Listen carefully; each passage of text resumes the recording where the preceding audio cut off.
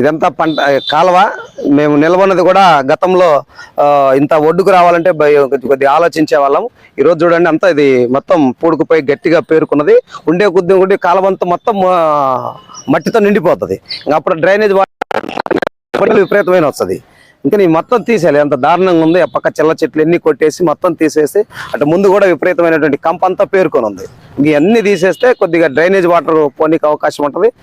దుర్వాసన అనేది రాకుండా ఉంటుంది. ఈ ఏరియాలో దుర్వాసన అనేది రాకుండా ఉంటుంది. దోమలు ఎన్ని కొంటారు. ముందుకు పోతే ఫ్యామిలీస్ ఉండేటువంటి ఏరియా కూడా ఉంది కాబట్టి దుర్వాసన లేకుండా ఉంటుంది. ఇప్పటికైనా అధికారులు దీన్ని మొత్తం క్లీన్ చేయాలని చెప్పేసి ప్రజా సంఘాలుగా డిమాండ్ చేస్తున్నాం.